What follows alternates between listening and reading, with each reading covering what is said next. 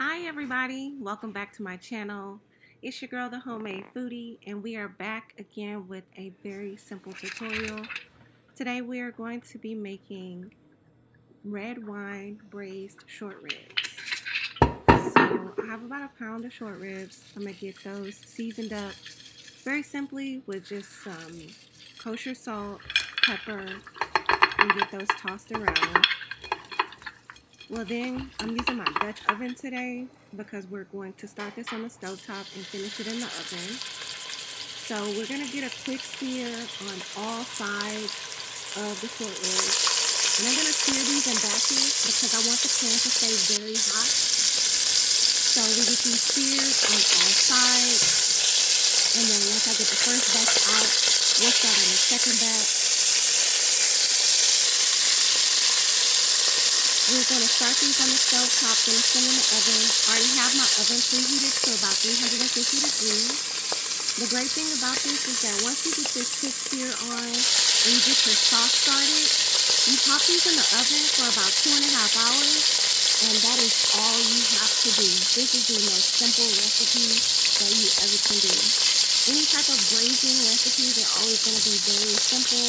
You get your protein seared, you add in your veggies, you sear with some sauce, you toss it in the oven, and then after about 2 to 3 hours, you have this falling off the bone, tender braised meat.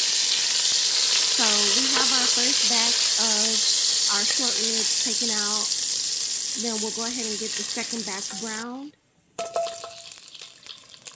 I'm using very simple ingredients. I'm using 4 garlic cloves. I'm going to get those tossed around until they're fragrant.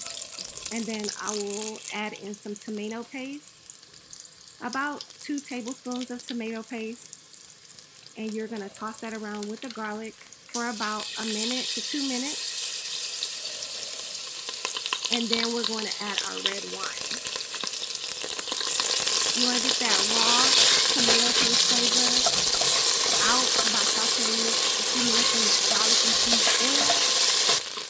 And then we're going to add the red wine. I'm using a dry red wine, a Cabernet. Any wine that you would like to drink, not anything too sweet. So we're going to let this wine reduce down by half. And you'll notice that it starts to get a little syrupy and a lot thicker than what it was originally. A lot of that alcohol is going to burn off. And you'll see that it's starting to infuse into that garlic clove as well. So once the alcohol starts to cook off, the sharpness of that dry red wine is not going to be so tangy and tart. It's going to mellow out. It's going to create this nice, rich, thick sauce. So I'm adding back in my short ribs. Again, they've just seared, so we're going to add in our homemade chicken broth and the juices from the short ribs as they rested. We're going to get everything tossed around. Add that homemade chicken broth in, and then you're going to bring everything up back to a boil before you stick it in the oven.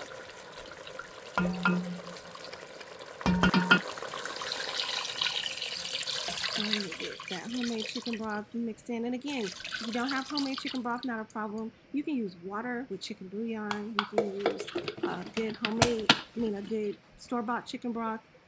Just whatever your preference is. So we bring that back up to the boil and let it reduce down just a little bit more. And I'm going to add 2 bay leaves to this pot. And then I'm going to put the top on it. And then I'll just pop it in the oven. The great thing about the Dutch oven is that it is a cast iron full enamel cookware. So you're going to get an even cook all throughout while it's in the oven.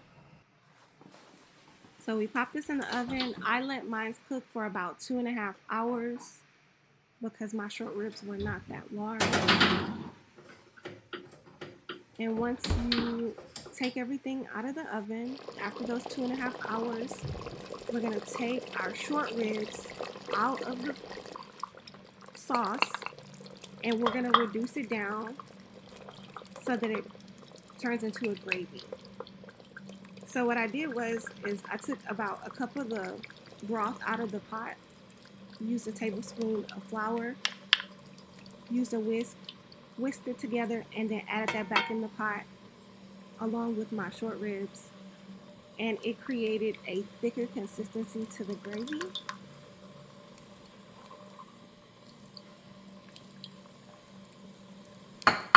So that is, now we're gonna strain the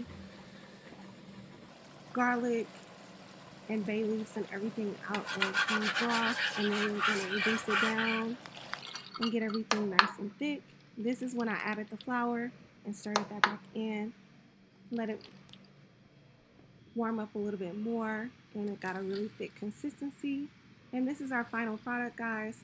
I used grits. You can use mashed potatoes, you can use rice, whatever you like. And we have a beautiful plate of red wine braised short ribs. Thank you. Please like and follow.